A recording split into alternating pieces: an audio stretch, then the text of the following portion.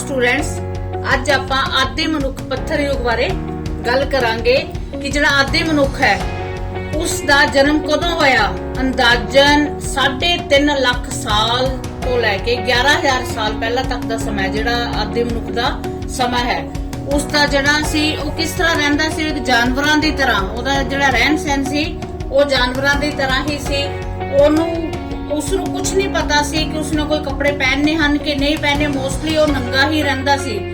और जे उसनूं जरूरत लगदी सी, सर्दी या गर्मी लगदी सी तां वो अपने शरीर ते पत्तियां नाल ढक लैंदा सी शरीर नूं, तां उस सिर्फ किस करके कि मैं गर्मी सर्दी तो बच सकां। रहन लई ओहदा कोई स्थाई थां नहीं सी। ਉਹ ਕੀ ਸੀ ਜਿੱਥੇ ਕੋਈ ਗੁਫਾ ਮਿਲਦੀ ਸੀ, ਜਿੱਥੇ ਕੋਈ ਪੱਥਰ ਦੇ ਪਾਸੇ ਬੈਠਣਾ ਸੀ, ਲੁਕ ਕੇ ਉਹ ਬੈਠ ਜਾਂਦਾ ਸੀ।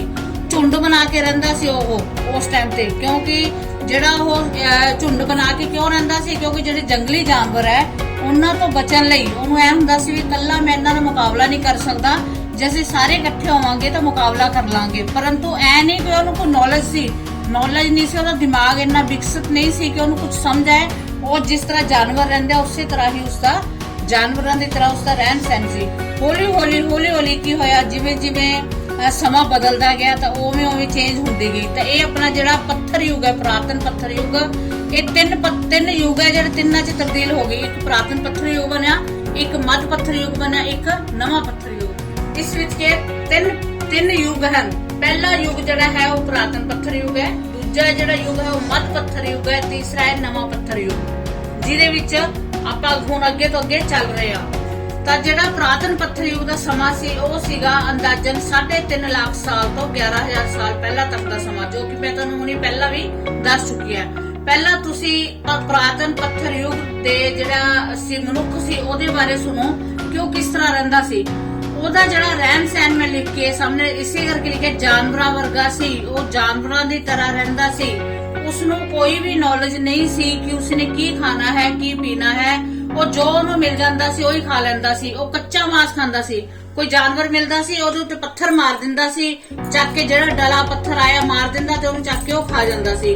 ਕਿਉਂਕਿ ਉਸਨੂੰ ਉਸ ਟਾਈਮ ਤੇ ਕੱਚਾ ਕਿਉਂ ਖਾਂਦਾ ਸੀ, ਕਿਉਂਕਿ ਉਸ ਟਾਈਮ ਤੇ ਅੱਗ ਪਤਾ ਹੀ ਨਹੀਂ ਸੀ ਉਹਨਾਂ ਨੂੰ, ਅੱਗ ਹੈ ਵੀ ਕਿ ਨਹੀਂ ਹੈ, ਅੱਗ ਹੈ ਹੀ ਨਹੀਂ ਸੀ। ਉਹ ਝੁੰਡ ਬਣਾ ਕੇ ਰਹਿੰਦਾ ਸੀ। ਉਹਦਾ ਰੀਜ਼ਨ ਕੀ ਸੀ? ਸ਼ਿਕਾਰੀ ਜਾਨਵਰਾਂ ਤੋਂ ਬਚਣ ਕਰਕੇ ਉਹ ਝੁੰਡ ਬਣਾ ਕੇ ਰਹਿੰਦਾ ਸੀ ਤੇ ਉਹ ਝੁੰਡਾਂ ਦੇ ਵਿੱਚ ਹੀ ਆਪਣੇ ਆਪ ਨੂੰ ਸੁਰੱਖਿਅਤ ਮਹਿਸੂਸ ਕਰਦਾ ਸੀ। ਤਾਂ ਉਹ ਜ਼ਿਆਦਾ ਸਮਾਂ ਉਹ ਕੀ ਰਹਿੰਦਾ ਸੀ? ਨੰਗਾ। ਉਸਨੂੰ ਨੌਲੇਜ ਨਹੀਂ ਸੀ ਕਿ ਉਸਨੇ ਕੱਪੜੇ ਪਾਣੇ ਹਨ ਕਿ ਨਹੀਂ ਪਾਣੇ ਹਨ। ਉਹ ਦਰਖਤ ਦੇ ਪੱਤਿਆਂ ਨਾਲ ਸਰੀਰ ਢੱਕਦਾ ਸੀ। ਕਿਉਂਕਿ ਉਸਨੇ ਗਰਮੀ ਸਰਦੀ ਤੋਂ ਬਚਣਾ ਹੁੰਦਾ ਸੀ। ਠੀਕ ਹੈ। ਤਾਂ ਉਸਨੇ ਜਿਹੜਾ ਸ਼ਿਕਾਰ ਕਿਹਦਾ ਕਰਦਾ ਸੀ, ਉਹ ਮੈਂ ਤੁਹਾਨੂੰ ਪਹਿਲਾਂ ਵੀ ਦੱਸਿਆ, ਜਾਨਵਰਾਂ ਦਾ ਸ਼ਿਕਾਰ ਉਹ ਦਰਖਤਾਂ ਦੀ ਟਾਹਣੀ ਤੋੜ ਲੈਂਦਾ ਸੀ, ਕੋਈ ਉੱਥੋਂ ਪੱਥਰ ਚੱਕ ਲੈਂਦਾ ਸੀ, ਉਹ ਮਾਰਿਆ ਤੇ ਉਹਦੇ ਨਾਲ ਉਹ ਜਦੋਂ ਮਰ ਜਾਂਦਾ ਸੀ ਤਾਂ ਉਹਨੂੰ ਜਿਵੇਂ ਉਹਨੂੰ ਲੱਗਦਾ ਸੀ ਪੱਥਰ ਮਾਰ ਕੇ ਉਹਨਾਂ ਨੂੰ ਉਹ ਖਾ ਜਾਂਦਾ ਸੀ। ਉਹ ਭੋਜਨ ਦੀ ਤਲਾਸ਼ ਵਿੱਚ, ਦੇਖੋ ਹੁਣ ਭੋਜਨ ਆਪਾਂ ਨੂੰ ਵੈਸੇ ਅਵੇਲੇਬਲ ਹੈ, ਉਹ ਭੋਜਨ ਲਈ ਇੱਧਰ ਉੱਧਰ ਲੱਭਦਾ ਫਿਰਦਾ ਸੀ, ਮੈਂ ਕੀ ਖਾਵਾਂ, ਕੀ ਪੱਤੇ ਮਿਲੇ ਪੱਤੇ ਖਾ ਗਏ, ਕੰਦਮੂਲ ਮਿਲੇ ਕੰਦਮੂਲ ਖਾ ਲਿਆ, ਜਾਨਵਰ ਮਿਲਿਆ ਜਾਨਵਰ, ਇੱਧਰ ਉੱਧਰ ਘੁੰਮਦਾ ਰਹਿੰਦਾ ਸੀ। ਤਾਂ ਇਸ ਯੁੱਗ ਦਾ ਜਿਹੜਾ ਮਨੁੱਖ ਸੀਗਾ ਉਹ ਕੀ ਸੀ? ਇੱਕ ਸ਼ਿਕਾਰੀ ਜਿਹਨੂੰ ਆਪਾਂ ਕਹਿ ਸਕਦੇ ਹਾਂ। ਬਸ ਕੱਲਾ ਸ਼ਿਕਾਰ ਕਰਨਾ, ਉਹਦਾ ਕੋਈ ਮੋਟਿਵ ਨਹੀਂ ਸੀ, ਕੋਈ ਰਹਿਣ ਦੀ ਕੋਈ ਜ਼ਿੰਦਗੀ ਨਹੀਂ, ਕੋਈ ਲਾਈਫ ਨਹੀਂ। ਕੀ ਸੀ? ਸ਼ਿਕਾਰ ਕਰਨਾ, ਢਿੱਡ ਭਰਨਾ ਤੇ ਸੋ ਜਾਣਾ। ਗੁਫਾ ਦੇ ਵਿੱਚ ਰਹਿੰਦਾ ਸੀ, ਬਸ ਗੁਫਾ ਦੇ ਜਿੱਥੇ ਮਿਲਿਆ ਉੱਥੇ ਸੋ ਗਿਆ, ਜਿੱਥੇ ਰਿਹਾ ਉੱਥੇ ਉਹਦਾ ਕੋਈ ਰਹਿਣ ਸਹਿਣ, ਉਹਦਾ ਕੋਈ ਮਤਲਬ ਆਪਾਂ ਇਸ ਤਰ੍ਹਾਂ ਨਹੀਂ ਕਹਿ ਸਕਦੇ ਕਿ ਇੱਕ ਉਸਦਾ ਕੋਈ ਲਕਸ਼ ਸੀ, ਲਕਸ਼ ਨਹੀਂ ਸੀ।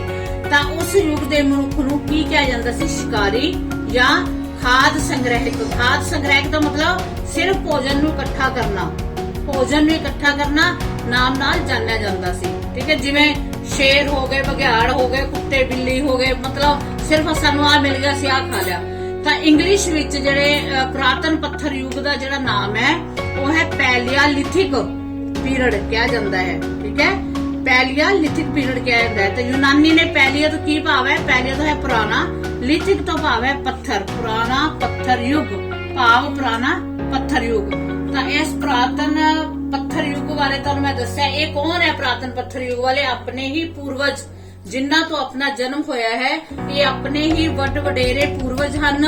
ਉਸ ਸਮੇਂ ਤੇ ਕੋਈ ਜਾਤਾਂ ਪਾਤਾਂ, ਕੋਈ ਜਾਤ ਪਾਤ ਨਹੀਂ ਸੀ, ਕੋਈ ਕੁਝ ਨਹੀਂ ਸੀ, ਇੱਕ ਮਨੁੱਖ ਸੀ, ਉਸਦੀ ਕੋਈ ਜਾਤੀ ਨਹੀਂ ਸੀ ਕਿ ਇਹ ਜੱਟ ਹਨ, ਇਹਨਾਂ ਦੀ ਕੋਈ ਬਾਨੀਆ ਜਾਤ ਹੈ, ਕੋਈ ਬ੍ਰਾਹਮਣ ਹਨ, ਉੱਚੀ ਜਾਤ ਦੇ ਹਨ, ਨੀਵੀਂ ਜਾਤ ਦੇ ਹਨ, ਕੋਈ ਜਾਤ ਨਹੀਂ ਸੀ।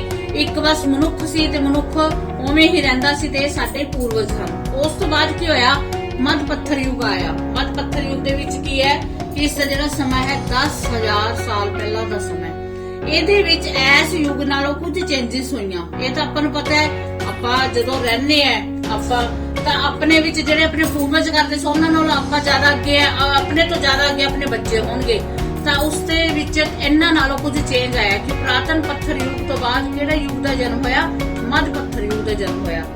ਜਿਹੜੇ ਉਹ ਟੁੱਟੇ ਪੱਥਰ ਲੈਂਦਾ ਸੀ, ਪੱਥਰਾਂ ਨਾਲ ਸ਼ਿਕਾਰ ਕਰਦਾ ਸੀ, ਉਹ ਹੁਣ ਇਹਦੀ ਥਾਂ ਤੇ ਨੁਕੀਲੇ ਪੱਥਰ ਲੈਣ ਲੱਗ ਗਿਆ। ਉਹਨੂੰ ਪਤਾ ਲੱਗ ਗਿਆ ਵੀ ਜੇ ਮੈਂ ਪੱਥਰ ਦੀ ਨੋਕ ਬਣਾ ਲੂੰਗਾ, ਤਿੱਖੇ ਕਰ ਲੂੰਗਾ ਤਾਂ ਮੈਨੂੰ ਜਾਨਵਰ ਨੂੰ ਮਾਰਨ ਵਿੱਚ ਜ਼ਿਆਦਾ ਟਾਈਮ ਨਹੀਂ ਲੱਗੇਗਾ। ਤਾਂ ਨੁਕੀਲੇ ਨਾਲ ਕੀ ਤਿੱਖੇ ਬਣ ਗਏ ਹਥਿਆਰ ਉਹਦੇ, ਤਾਂ ਉਸੇ ਕਰਕੇ ਉਹਦਾ ਜਿਹੜਾ ਸ਼ਿਕਾਰ ਕਰਨਾ ਸੌਖਾ ਹੋ ਗਿਆ। ਉਸਨੂੰ ਅਨਾਜ ਭੰਡਾਰਨ ਦਾ ਪਤਾ ਲੱਗ ਗਿਆ। ਇਹ ਨਹੀਂ ਕਿ ਉਹਨੇ ਉਸ ਟਾਈਮ ਤੇ ਗੋਦਾਮ ਮਿਲ ਗਏ ਸੀ, ਪਰ ਇਹਨੂੰ ਇਹ ਲੱਗਣ ਲੱਗ ਗਿਆ ਵੀ ਜੇ ਅਸੀਂ ਇਸ ਅਨਾਜ ਨੂੰ ਇਕੱਠਾ ਕਰਾਂਗੇ ਤਾਂ ਇਹਨੂੰ ਅਸੀਂ ਕੱਲ ਵੀ ਖਾ ਸਕਦੇ ਹਾਂ। ਤਾਂ ਉਹਨੂੰ ਇਸ ਚੀਜ਼ ਬਾਰੇ ਨੌਲੇਜ ਹੋ ਗਈ। ਉਹ ਦਰਖਤਾਂ ਤੇ ਟੰਗ ਕੇ ਰੱਖਣ ਲੱਗ ਗਿਆ।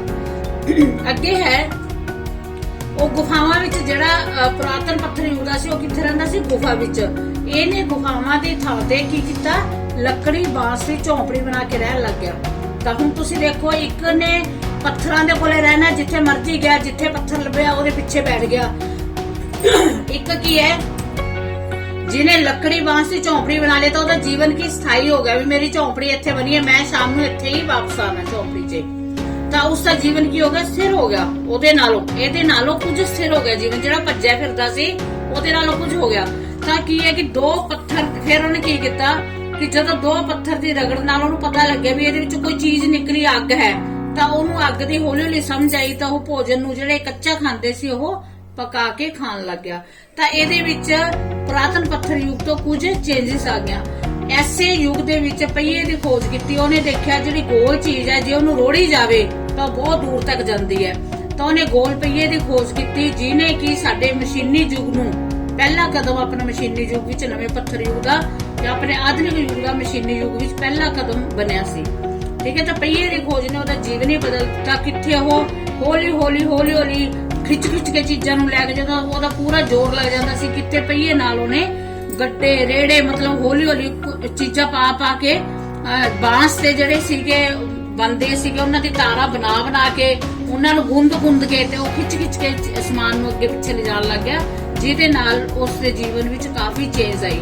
ਤਾਂ ਜਿਹੜੀ ਟੈਕਨੀਕਲ ਭਾਸ਼ਾ ਹੈ ਉਹਦੇ ਵਿੱਚ ਇਹਨੂੰ ਮੈਸੋਲਿਥਿਕ ਪੀਰੀਅਡ ਕਹਿੰਦੇ ਆ। ਇਹ ਮੈਂ ਤੁਹਾਨੂੰ ਤਾਂ ਦੱਸ ਰਹੀ ਹਾਂ ਕਿਉਂਕਿ ਤੁਹਾਡੇ ਕੁਐਸਚਨ ਆਨਸਰਾਂ 'ਚ ਅੱਗੋਂ ਆਉਣਗੇ, ਉਹਨਾਂ ਦੇ ਆਨਸਰਾਂ ਦੇ ਵਿੱਚ, ਉਹਨਾਂ ਦੇ ਮੈਚ ਦੇ ਕਾਲਮ ਵਿੱਚ ਤੁਸੀਂ ਇਹ ਦੱਸਣੇ ਹੋਣਗੇ ਕਿ ਇਹ ਕਿਹੜਾ ਪੀਰੀਅਡ ਸੀ, ਮੱਧ ਪੱਥਰ ਯੁੱਗ ਦਾ ਪੀਰੀਅਡ ਸੀ। ਠੀਕ ਹੈ।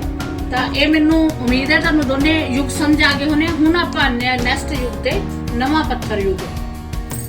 ਇਸ ਦਾ ਜਿਹੜਾ ਜਨਮ ਹੈ ਉਹ ਕਦੋਂ ਹੋਇਆ? ਇਹਦਾ ਜਨਮ ਹੋਇਆ ਸੀ 3.5 ਲੱਖ ਸਾਲ ਪਹਿਲਾਂ। ਇਹਦਾ ਹੋਇਆ ਸੀ 10,000, ਇਹਦਾ ਹੈ 5,000। ਤਾਂ ਇਹਦਾ ਜਨਮ ਮਨੁੱਖ ਉਤਪਾਦਕ ਦੇ ਰੂਪ ਵਿੱਚ ਜਨਮ ਹੋਇਆ। ਮੀਨ ਉਸਨੂੰ ਪਤਾ ਲੱਗ ਗਿਆ ਵੀ ਜੇ ਕੋਈ ਬੀਜ ਸਿੱਟਿਆ ਜਾਵੇ ਜ਼ਮੀਨ ਦੇ ਵਿੱਚ ਤਾਂ ਉਸ ਨਾਲ ਫਸਲ ਹੋ ਜਾਂਦੀ ਹੈ। ਕੋਈ ਵੀ ਬੀਜ ਸਿੱਟਿਆ ਜਾਵੇ ਤਾਂ ਉਹਦੇ ਜੀਵਨ 'ਚ ਚੇਂਜ ਹੋ ਗਈ। ਇਹ ਤਾਂ ਬਹੁਤ ਵਧੀਆ ਚੀਜ਼ ਹੈ। ਬੀਜ ਸਿੱਟੋ, ਨਿੱਕਾ ਜਿਹਾ ਬੀਜ ਸਿੱਟੋ, ਐਡੀ ਫਸਲ ਹੋ ਜਾਂਦੀ ਹੈ। ਤਾਂ ਸਾਨੂੰ ਤਾਂ ਇੱਥੋਂ ਸਮਝ ਲਓ ਇੱਕ ਚੰਗਾ ਉਤਪਾਦਕ ਉਹ ਬਣ ਗਿਆ। ਠੀਕ ਹੈ।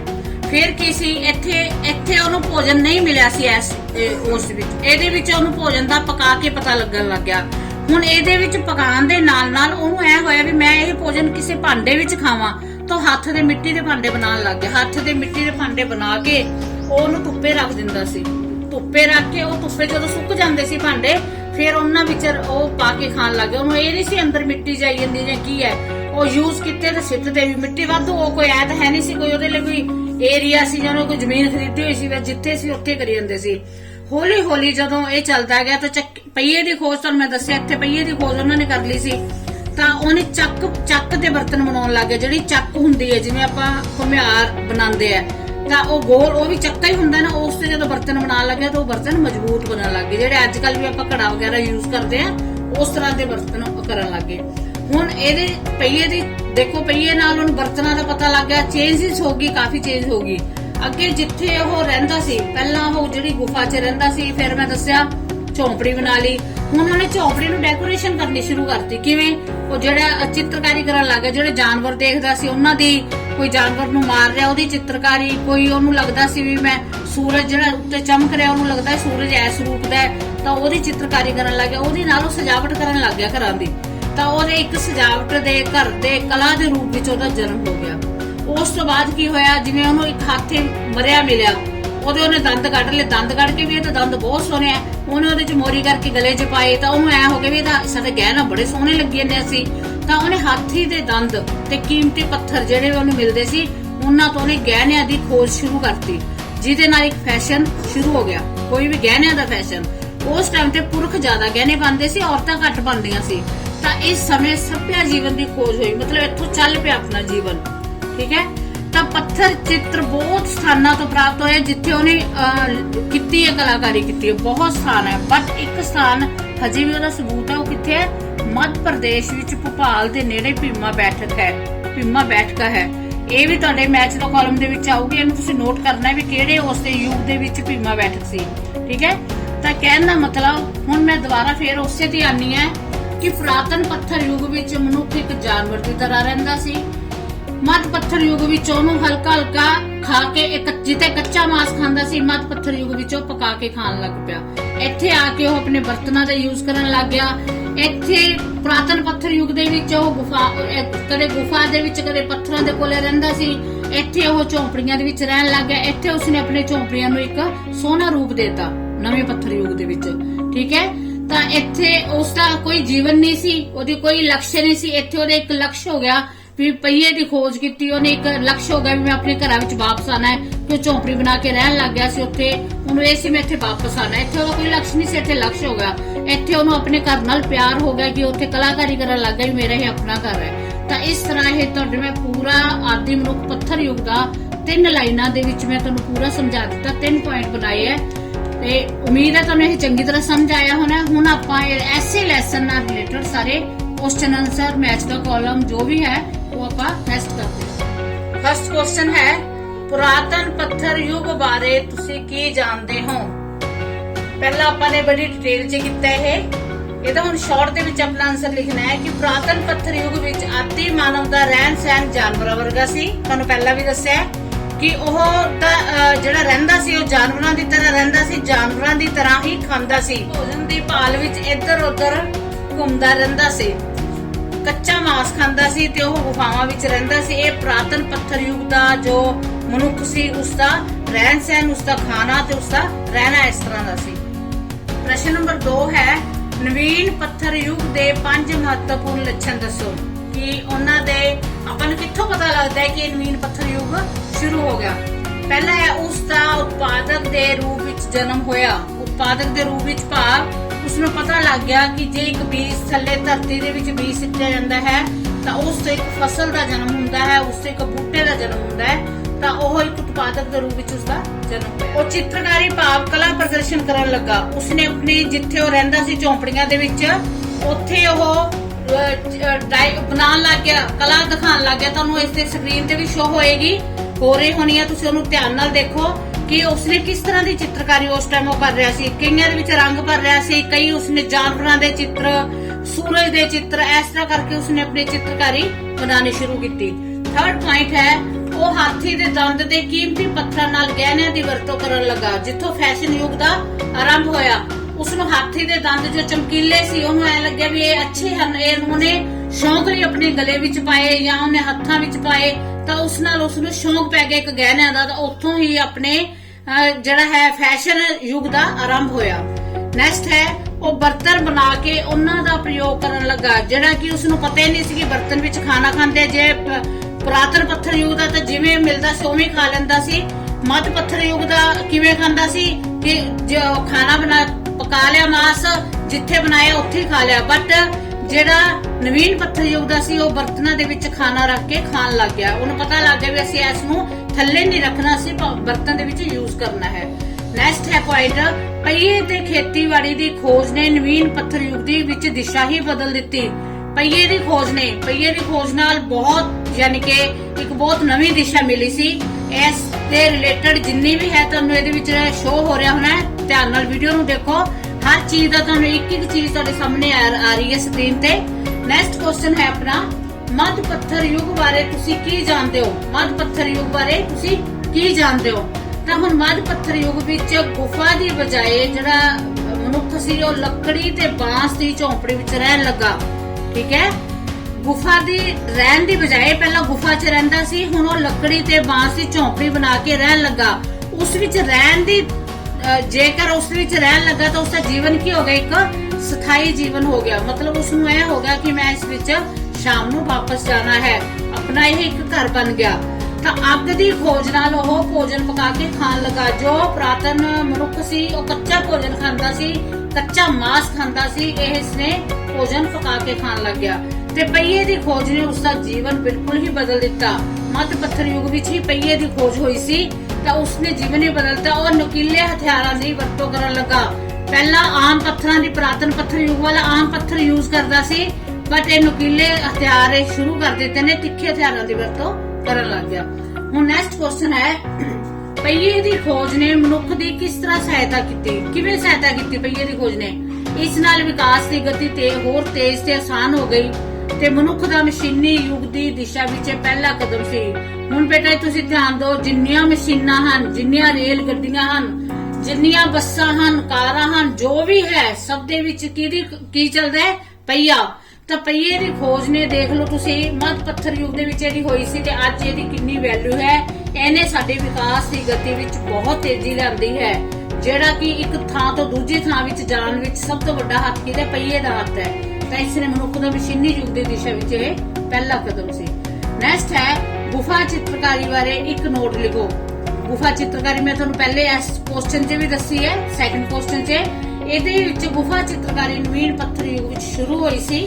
ਇਸ ਵਿੱਚ ਮਨੁੱਖ, ਜਾਨਵਰ, ਸ਼ਿਕਾਰਾਂ ਦੇ ਚਿੱਤਰ ਬਣਾਏ ਜਾਂਦੇ ਸਨ। ਇਹ ਜ਼ਿਆਦਾਤਰ ਸਿਰਫ ਰੇਖਾ ਚਿੱਤਰ ਸੀ, ਮੀਨ ਡਾਇਗ੍ਰਾਮ ਬਣਾ ਕੇ ਛੱਡਤਾ, ਪਰ ਕਿਤੇ ਕਿਤੇ ਰੰਗ ਭਰੇ ਹੁੰਦੇ ਸਨ, ਜੋ ਕਿ ਤੁਹਾਨੂੰ ਸਕਰੀਨ ਤੇ ਸ਼ੋ ਹੋ ਰਹੇ ਹਨ। ਧਿਆਨ ਨਾਲ ਇਹਨਾਂ ਨੂੰ ਦੇਖੋ।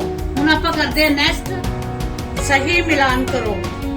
ਬੁੱਕ ਦੇ ਵਿੱਚ ਇਹ ਜਿਹੜੇ ਹੈਗੇ ਇਹਨਾਂ ਦੇ ਸਾਹਮਣੇ ਹੈ, ਜਿਹੜਾ ਜਿਵੇਂ ਪੂਰਾ ਪੱਥਰ ਯੁੱਗ, ਮੈਸੋਲਿਥਿਕ ਪੀਰੀਅਡ, ਭੀਮ ਬੈਠਕਾਂ, ਸ਼ਿਕਾਰੀ ਖਾਦ ਸੰਗ੍ਰਹਿ। ਇਹਦੇ ਵਿੱਚ ਜਿਹੜੇ ਸਾਹਮਣੇ ਮੈਂ ਲਿਖਿਆ ਉਹ ਮੈਂ ਜਿਹੜੇ ਇਹਨਾਂ ਦੇ ਸਾਹਮਣੇ ਆਉਂਦੇ ਸੀ ਉਹੀ ਲਿਖਿਆ, ਬਟ ਬੁੱਕ ਦੇ ਵਿੱਚ ਉਲਟ ਪੁਲਟ ਹਨ। ਮੈਂ ਸਾਹਮਣੇ ਲਿਖਤੇ, ਤੁਸੀਂ ਇਸੇ ਤਰ੍ਹਾਂ ਹੀ ਲਿਖ ਸਕਦੇ ਹੋ।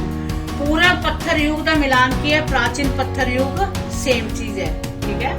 ਮੈਸੋਲਿਥਿਕ ਪੀਰੀਅਡ ਕਿਹੜੇ ਸਮੇਂ 'ਚ ਸੀ? ਮੱਧ ਪੱਥਰ ਯੁੱਗ ਵਿੱਚ। ਇਹ ਮੈਂ ਸਪੈਸ਼ਲ ਨੋਟ ਦਿੱਤਾ ਸੀ, ਉਹਦੇ ਵਿੱਚ ਰੈਡ ਪੈਨ ਨਾਲ ਲਿਖਿਆ ਮੈਂ।